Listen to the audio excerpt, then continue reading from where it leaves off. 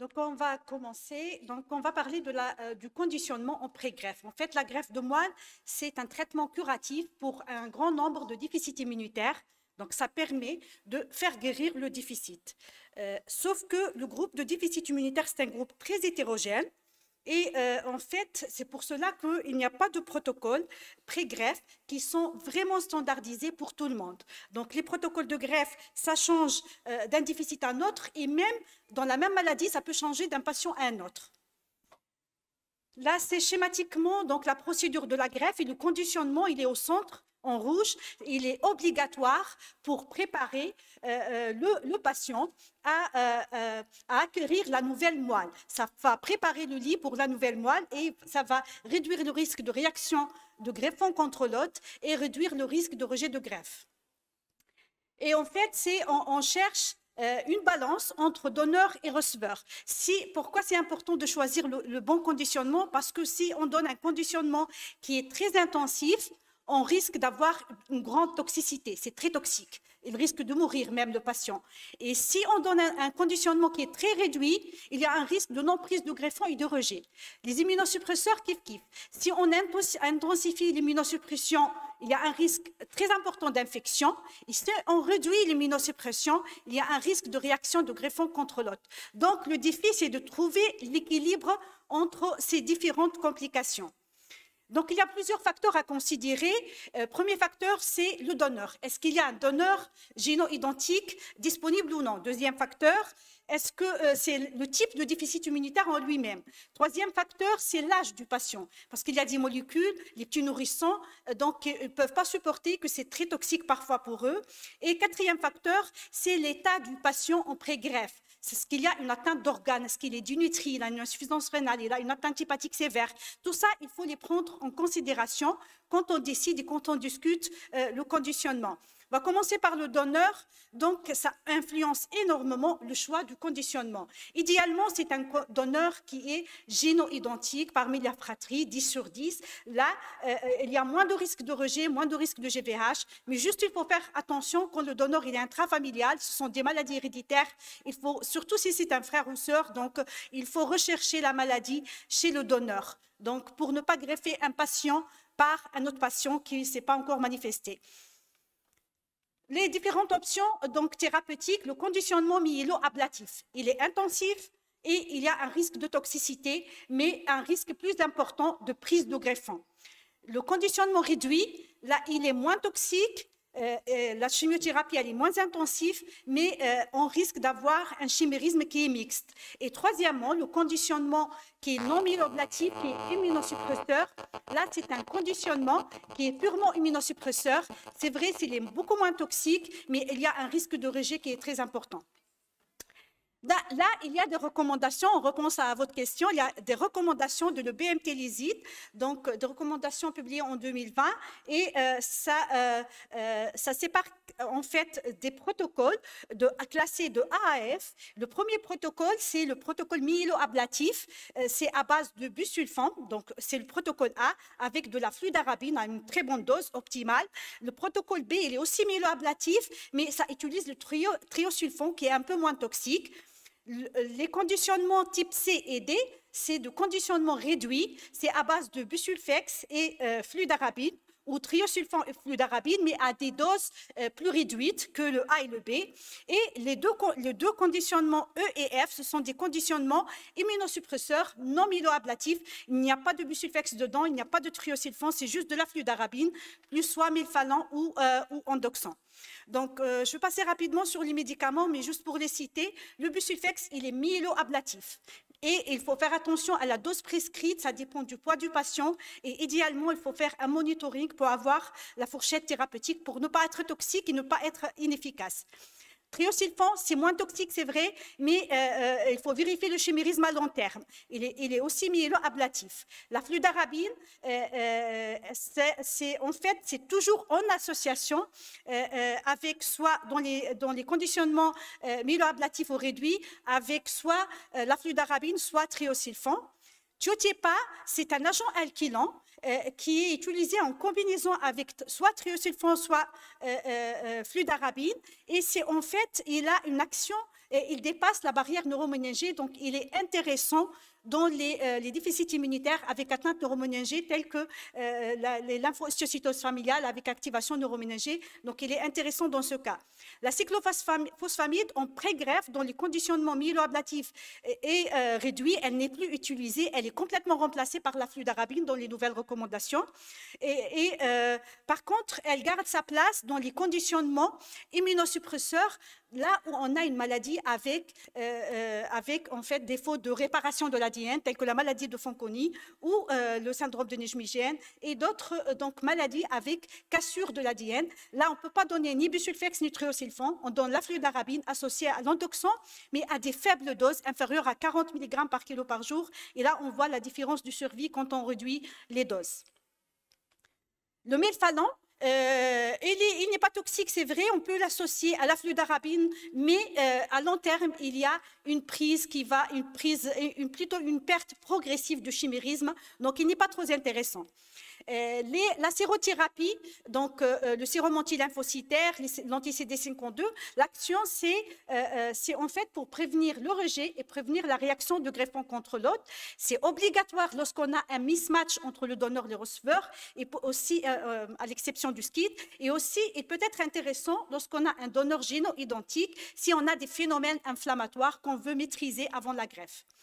La réaction de greffon contre l'autre, donc, c'est une complication majeure de la greffe de moelle et le risque augmente lorsqu'on a un mismatch entre donneur et receveur.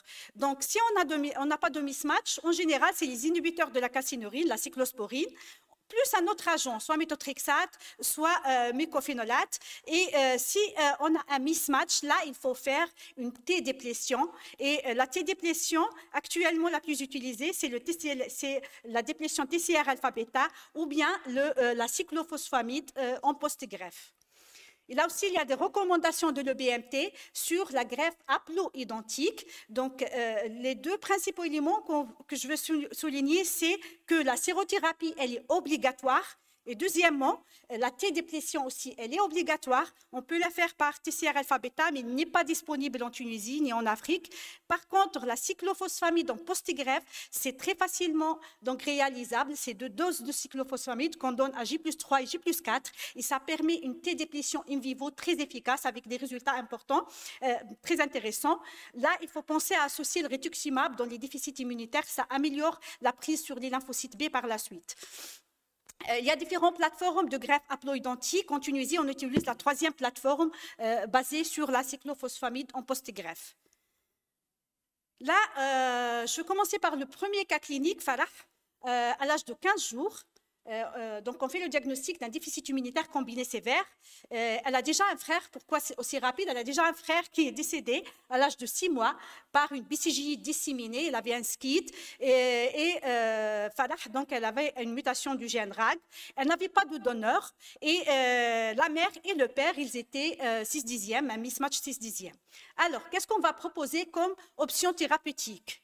Est-ce qu'on va attendre pour un donneur à partir du registre international, non disponible en Tunisie ni en Afrique? Donc, 2, est-ce qu'on fait une greffe en urgence haploïdentique? Est-ce qu'on va conditionner? On ne va pas conditionner. Est-ce qu'on va donner de la sérothérapie ou non? Donc là, attendre un donneur à partir du registre, ce n'est pas très adéquat pour un SCID, c'est une extrême urgence. Donc, et là, ça prend beaucoup de temps pour consulter le registre et il faut envoyer le patient à l'étranger. Une greffe immédiate haploïdentique paraît beaucoup plus intéressante et c'est recommandé dans les recommandations de l'EBMT. Et le conditionnement, là, dans ce cas, il doit être réduit parce que là, on n'a pas vraiment besoin d'un chimérisme 100% donneur. Un chimérisme mixte peut suffire dans les SCID et on a beaucoup moins de toxicité avec le conditionnement réduit. Donc, Farah, elle a eu son conditionnement avec de l'endoxan post-greffe et ça s'est très, très bien passé. Maintenant, elle a sa temps, elle va très bien, elle est asymptomatique, elle est guérie de SCID. Et d'ailleurs, maintenant, il y a plusieurs cas greffés avec ce protocole et on est à une survie de 90% à 5 ans dans les SCID avec ce protocole. Les recommandations donc, de l'EBMT et les IT pour la greffe dans le SCID, si on n'a pas de donneur, si c'est mismatch donc entre donneur et receveur, il faut conditionner dans tous les cas. Et dans tous les cas, c'est un conditionnement réduit, C ou D. Si on a un donneur, kiff, il vaut mieux conditionner dans tous les cas avec la possibilité de ne pas conditionner dans les SCID hyper B et des ADA mais il faut faire attention, c'est au prix d'une mauvaise prise sur les baies par la suite, avec une hypogammaglobulinémie prolongée. Ils vont nécessiter des perfusions d'immunoglobulines à long terme. Donc, il vaut mieux d'ailleurs, dans le service, on conditionne tous les patients SCID avec un conditionnement réduit. Deuxième cas, Maïssa, 4 mois, elle a un syndrome d'Omen. Là, c'est le tableau clinique, donc pour gagner de temps, je ne veux pas donc citer tous les signes, mais surtout syndrome d'Omen qui est confirmé. Et son frère, il est génoïdentique, il a 9 ans. Alors, comment on va conditionner Maïssa? Est-ce qu'on va la greffer immédiatement? Est-ce qu'on va donner de l'immunosuppression avant? Est-ce que ça sera un conditionnement réduit ou myélo-ablatif?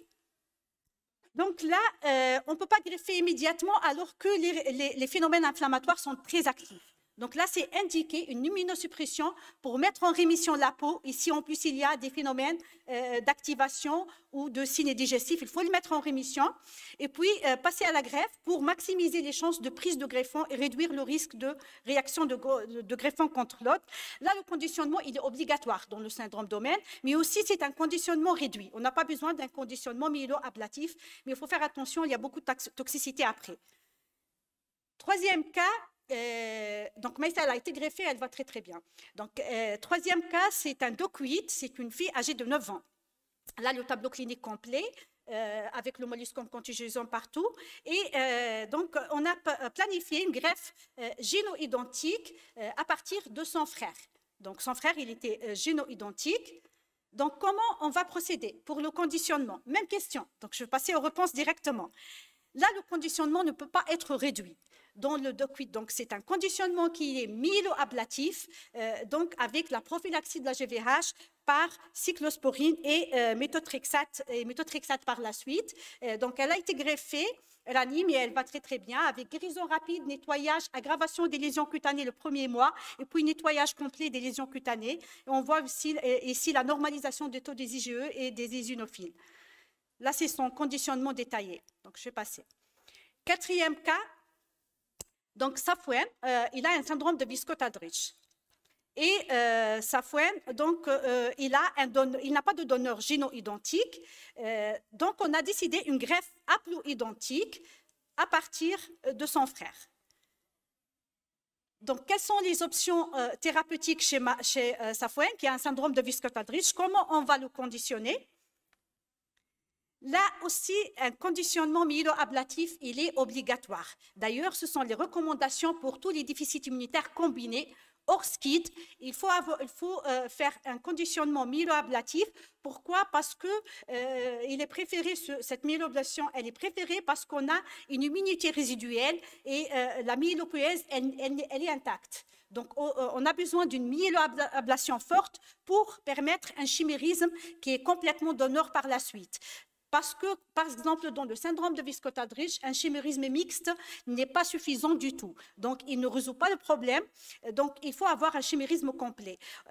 Quand est-ce qu'on fait un conditionnement réduit? Lorsqu'on est vraiment obligé, il y a beaucoup d'atteintes hépatiques, rénales, une infection qui est en cours. Là, on est obligé de faire un conditionnement réduit avec un résultat qui peut ne pas être trop garanti.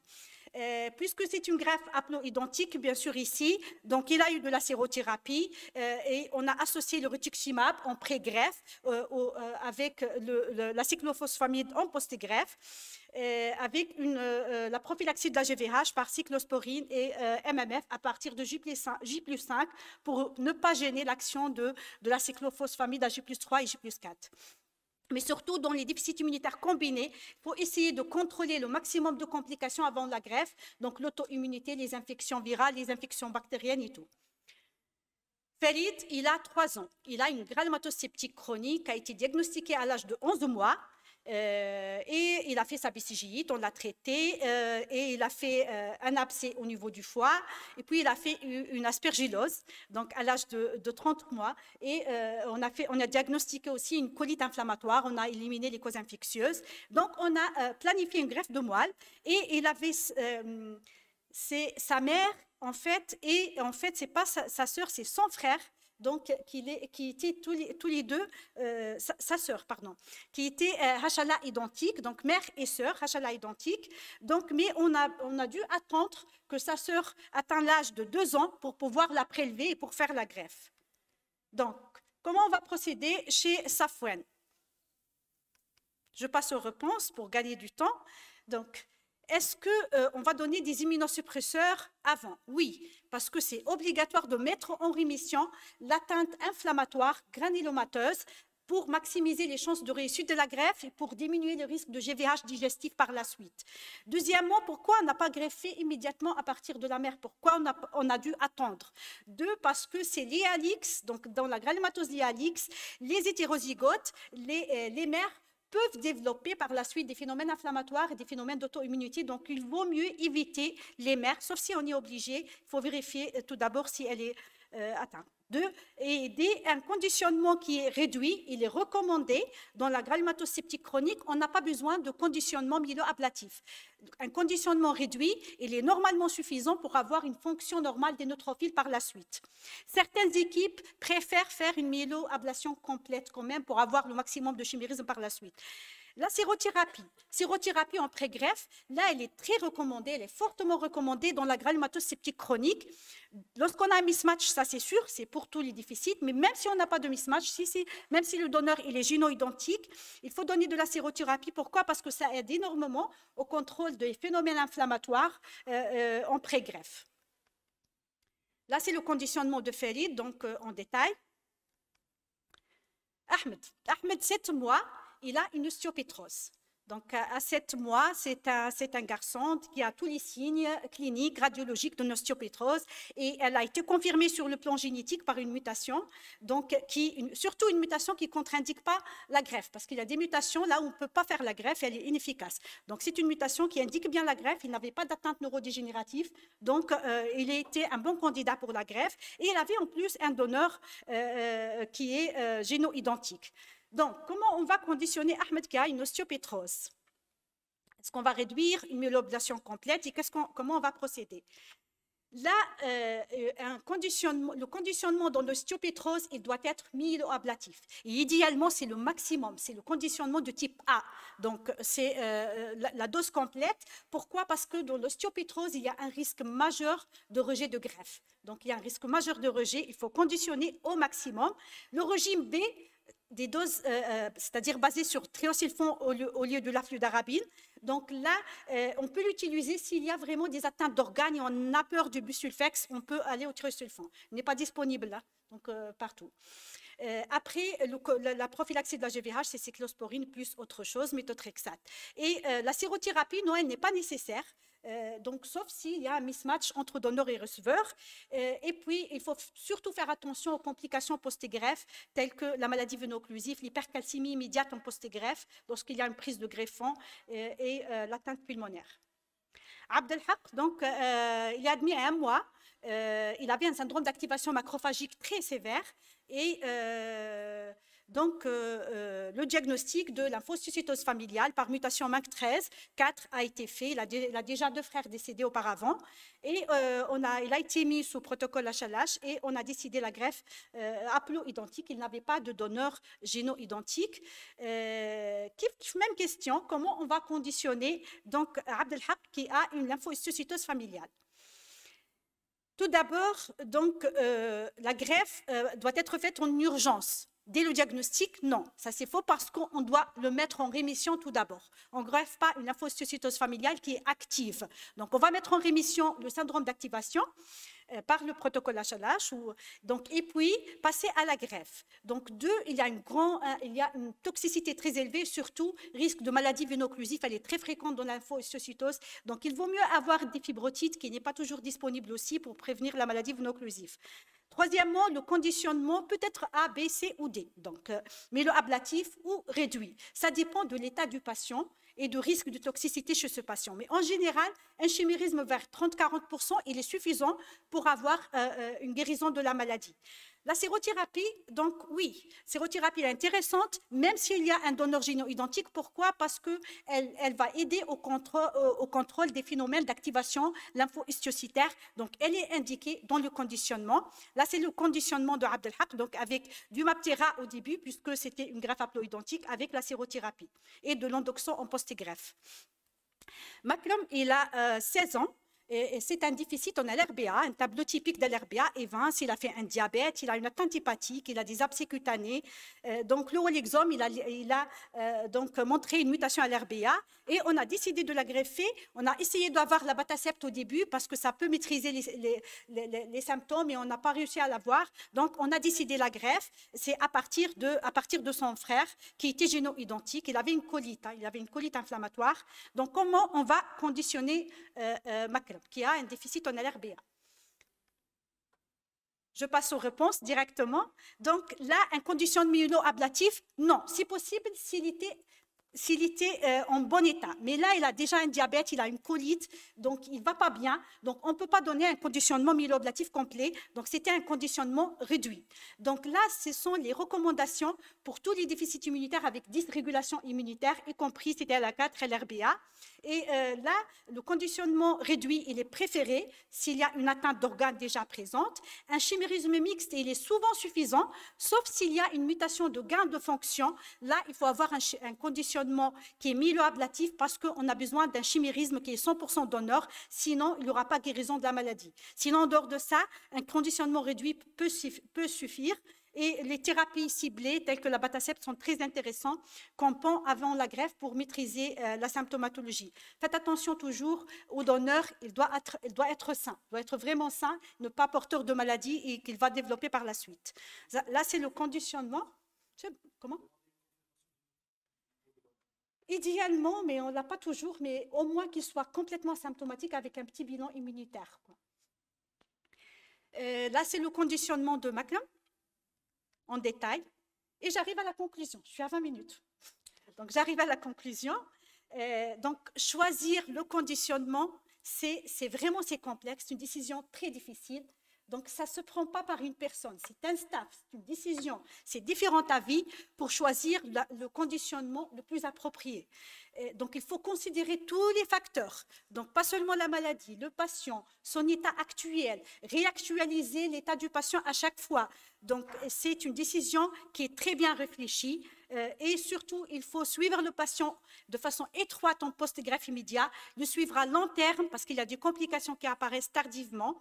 Et je vous invite à lire ces recommandations donc, de l'EBMT-ISID sur le choix du bon conditionnement. Bon, ce sont les recommandations de la greffe en général, mais y compris le conditionnement dans les déficits immunitaires primitifs.